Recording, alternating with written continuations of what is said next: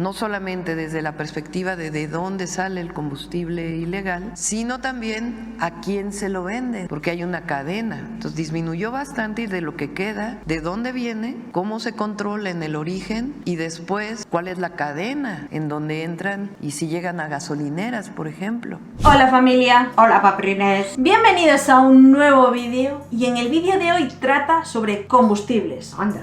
Y yo creo que en los países que hay combustible está el poder, ¿no? Sí, totalmente. Se les dice oro líquido. Está claro. Y en el vídeo de hoy nos cuentan que México deja de exportar combustible a Estados Unidos. Vamos a ver cuál es el entresijo de este problema y lo comentamos con vosotros. Adelante. Adelante. La noticia que nadie esperaba sacude el panorama internacional. México ha dejado de exportar energía petrolera a Estados Unidos, una decisión que ha puesto en jaque al gigante del norte, dependiente de estos recursos. Pero lo más impresionante no es solo el impacto económico para Estados Unidos. En un movimiento sorpresivo, México ha pagado toda su deuda externa en tan solo un día, utilizando los recursos de su poderosa industria petrolera. ¿Cómo es posible que un país entero liquide una deuda millonaria de la noche a la mañana? Es real. Pemex, bajo la dirección de la Cuarta Transformación, ha logrado redirigir la producción de crudo para consumo interno, destinando estos ingresos a fortalecer las finanzas mexicanas. El cambio de estrategia es solo el inicio. Claudia Sheinbaum ha dejado claro que este es un paso crucial para asegurar la soberanía energética del país. Durante los últimos 6 años, la reducción de exportaciones y la transición energética hacia fuentes renovables han transformado a México en una potencia emergente en la región. Mientras Estados Unidos lidia con la escasez de combustibles, México no solo prospera, sino que marca el rumbo hacia un futuro de independencia económica y energética. Tradicionalmente, ¿cómo funcionaba Pemex en el pasado? Prácticamente todos los recursos de Pemex entraban a la tesorería, se regresaba, digamos, en términos presupuestales, y para poder operar Pemex se endeudaba. Esa era su forma. Lo reconoció Gurría en un video que se presentó aquí, incluso en la mañanera, cuando vino el exdirector de Pemex y estaba el presidente López Obrador. Entonces, lo que se hizo ahora pues fue cambiar el modelo en los últimos 6 años, disminuir las exportaciones para que la mayor parte del crudo que se produce sea para la producción de gasolinas, diésel y otros combustibles, y al mismo tiempo ir saneando las finanzas de Pemex. Entonces ahora estamos trabajando en un programa no solamente relacionado con finanzas, administración de Pemex, sino también de la visión de largo plazo para Pemex. Como ustedes saben, nosotros, además de la soberanía energética, queremos avanzar en la transición energética por motivos ambientales locales y también por motivos del cambio climático global. Eso quiere decir aumentar la generación de fuentes renovables de energía. ¿Cómo va a entrar Pemex en este proceso de transición energética? ¿Qué papel juega CFE? ¿Qué papel juegan los privados? Todo ello lo estamos trabajando, va muy avanzado porque Luz Helena ha coordinado este trabajo prácticamente desde que la anunciamos, hace como 3 meses. Han estado trabajando de manera muy importante y lo vamos a presentar aquí. El Plan Nacional de Energía, hacia dónde va Pemex, cómo todavía mejorar las finanzas de Pemex. CFE tiene finanzas, la verdad, muy buenas, y cómo avanzar hacia el Plan Nacional de Energía de corto y de largo plazo. Preguntarle, ¿de qué manera se van a utilizar las nuevas tecnologías para el combate al huachicol, Presidenta? Es otro de los temas que también tenemos planteado. Ahí disminuyó mucho el huachicol con el presidente López Obrador. Todavía hay un porcentaje que tiene que ver desde ductos hasta importación de combustibles, y estamos trabajando en ello también junto con aduanas, el SAT, Profeco, para poder no solamente desde la perspectiva de dónde sale el combustible ilegal, sino también a quién se lo vende. Claro.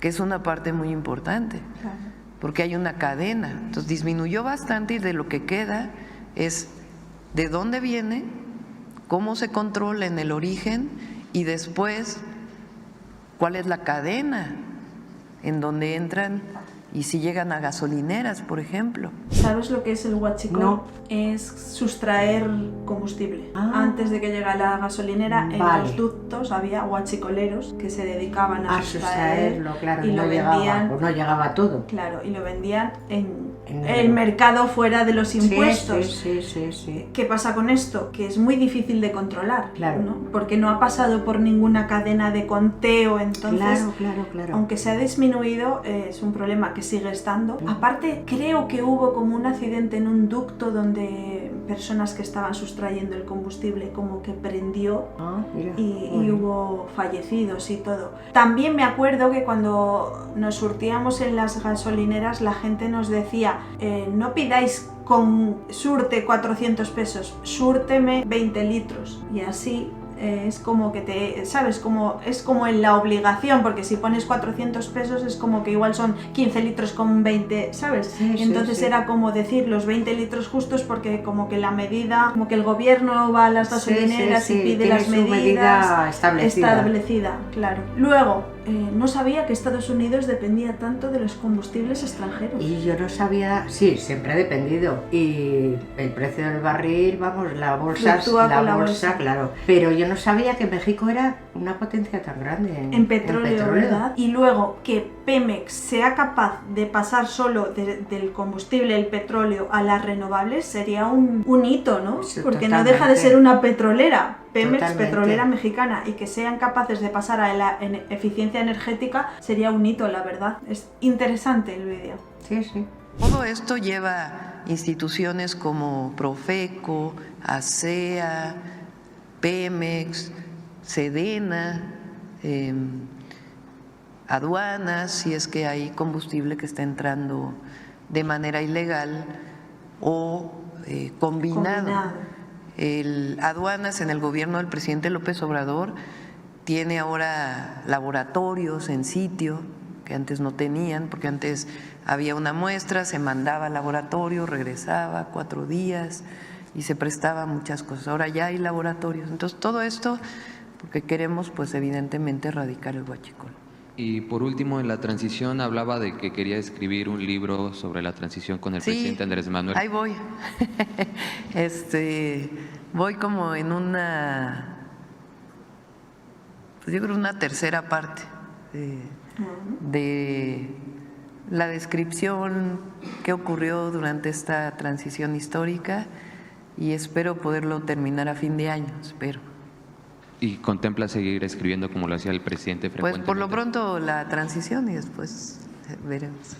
Gracias, buen día a todas y Sí, todos. buen día. Buenos días, presidenta. También buenos días, gabinete. Como mi primera pregunta sería sobre el tema energético. Usted en el discurso, en el Zócalo capitalino, cuando tomó posesión, mencionaba lo del carro eléctrico, que es un proyecto muy importante. Preguntarle sobre este tema, la primera sería, ¿cuándo va a iniciar o si ya tienen una fecha de la explotación de litio? Porque sabemos que todavía sigue en exploración. Y también, ¿cómo se va a hacer lo de la planta? Si se va a construir una planta para construir los carros, si se va a crear una empresa. ¿Cuáles serían esos detalles, doctora? Sí. Hay varios proyectos.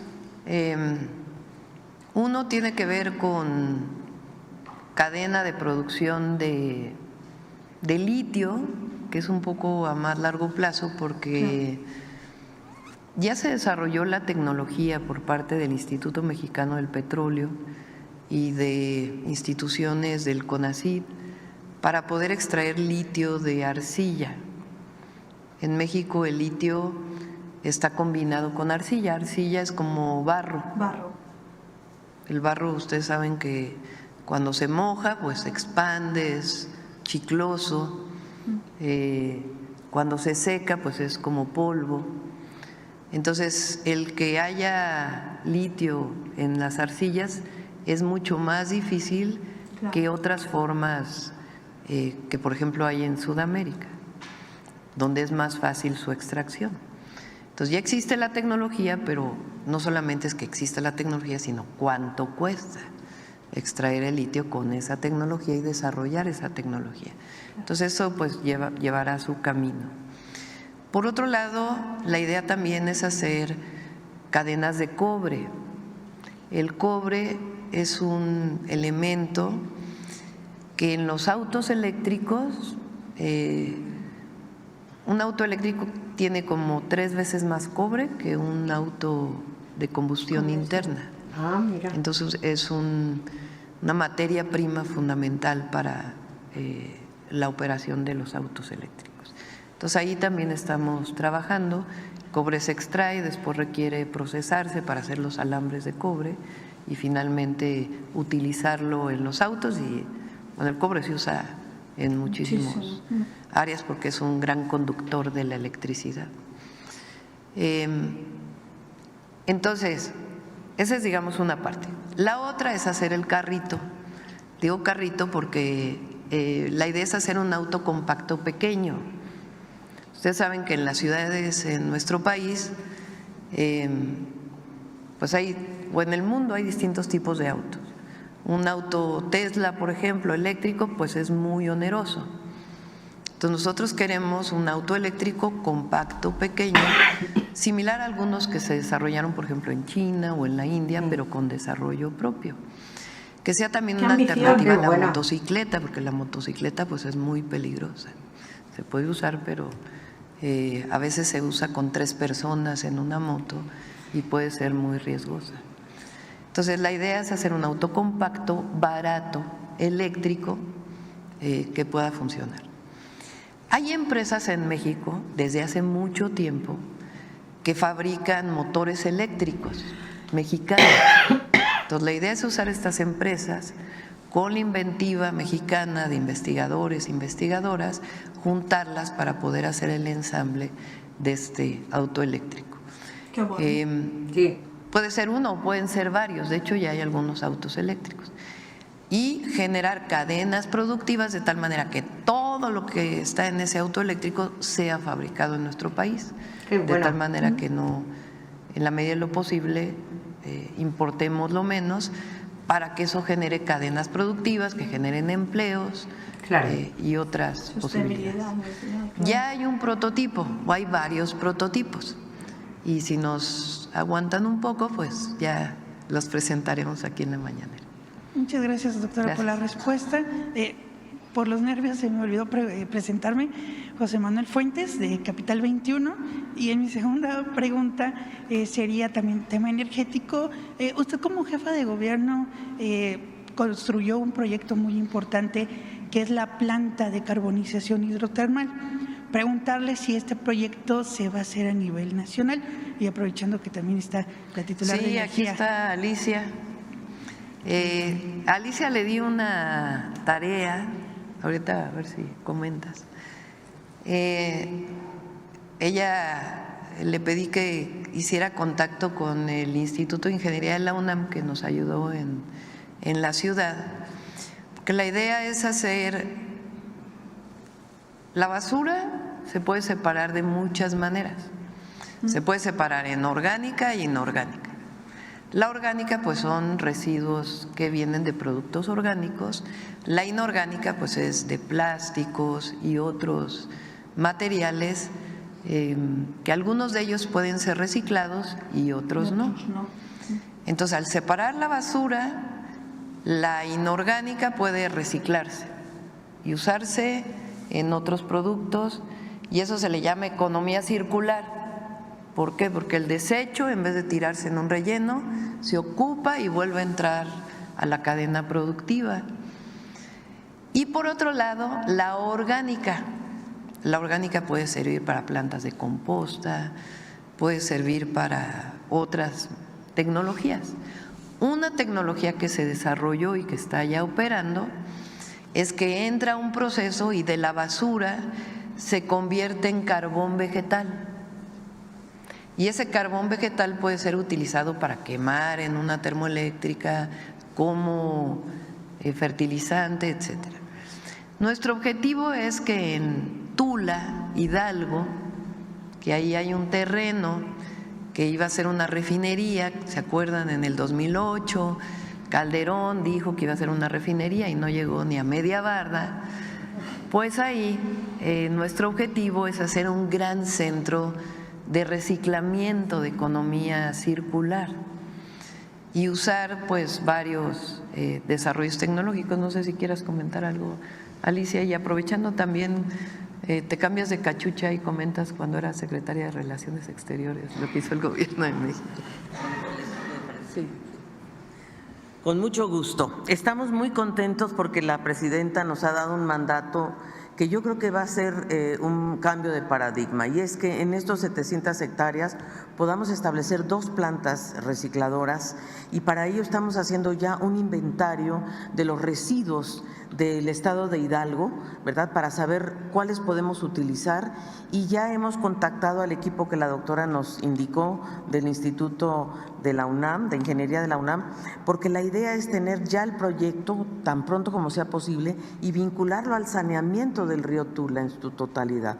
Y esto además va a beneficiar al Estado de México, porque también hay que ver los residuos que provienen del Estado de México, de la ciudad, y ver si podemos realmente generar la primera planta, yo diría, pues francamente creo que en el mundo el primer parque industrial de economía circular, partiendo por estas 2 plantas, una de reciclamiento de, como dijo la doctora, de residuos orgánicos para producir pellets de carbono, y el otro sería materiales de construcción. Ese es un gran tema, los materiales de construcción que pueden ser reusados, y aquí en la Ciudad de México hay una planta que produce adocreto, entonces ya se puede utilizar incluso para el asfalto de las carreteras que se están planteando. O sea, esa es la economía circular. Incluso estamos explorando durmientes de plástico, estamos viendo qué hay en el mundo que nos pueda apoyar. Por lo pronto, partir con estas 2 plantas. Quizás lo del reciclaje es que la gente no es consciente de lo que se puede hacer de la basura y del reciclaje. Yo he trabajado en una planta de reciclaje 2 años y medio, 2005 o así, y cuando entré los primeros meses alucinaba porque yo solo veía basura y el proceso me enseñaba todo lo que se podía hacer, o sea, con el cartón mojado, y había una máquina que le quitaba los plásticos, un imán que le quitaba los enganches, se mojaban las cajas de cartón de todos los que nos llegan a casa, se mojaban, y con eso se hacía un compost para las plantas. El compost de todos los residuos de casa, de lo orgánico, de las verduras y esto, se cuece, pues hacía biogás al cocer, porque los gases emanaban, y el resultado final era un compost seco que se vendía para las plantas. Hacíamos combustible de pellets también para las calderas. Para las calderas, sí. Con los plásticos se reciclaba el plástico y se hacen 1000 cosas con los plásticos. Los cartones de leche, se reciclaban cosas que las bolsas de basura mismo se rompían y las echábamos en un lugar, y luego se hacían camisetas, que a nosotros nos traían las muestras de la camiseta y no te podías creer que una camiseta haya salido de esas bolsas. Se lava, se tritura, se prepara, o sea, es algo súper interesante. Pero está bien que empiecen en Hidalgo, porque esto es algo como, aquí en Burgos nuestra ciudad es pequeñita y fue como hacer la prueba y luego traspasarlo a otras ciudades, ¿no? Así empezó el reciclaje, se recicla vidrio, se recicla Imagínate, todo. si nos reciclamos, nos come la basura. Es enterrar y ya se acaba, porque quiere decir, ha llegado un momento que no puedes enterrar tanta basura. Entonces, empiezas en Hidalgo, ya tienes que empezar a separar desde casa, el trabajo empieza en casa también. Y cuando ya vean que funciona, se implementará a todas las ciudades y vais a notar un gran cambio, porque... Y concienciar a la gente. Claro, aquí antes solo había un contenedor donde se echaban todos los residuos, ahora en la calle tenemos que si de papel, que si de cartón, que si de vidrio, que si orgánico, inorgánico, no reciclable, pilas, o sea, un montón. Hay de todo, un montón. Y esto es eficiencia energética al final, ¿no? Ya no es solo que te compres un coche eléctrico y contribuyas, no, con lo de la basura se contribuye un montón, ¿no? Sí, es verdad. Y yo creo que el cambio está en las mentes de las personas y en ver que somos parte del cambio, ¿no? Que nadie te tiene que obligar y que tú te sientas en la obligación de decir, pues mira, yo quiero sumar a esto, ¿no? Es muy interesante este tema, la verdad, y tiene mucho debate. ¿Qué pensáis vosotros? ¿Qué cambiaríais, qué pondríais, qué implementaríais en eso, en el reciclaje en México, en cómo se distribuye la basura? Aquí en comentarios ya sabéis que nos encanta leeros. Nada más, desearos que paséis excelente día y nos vemos mañana en un nuevo vídeo. Adiós familia. Adiós, papirrines. Sin hacheros. Sin hacheros.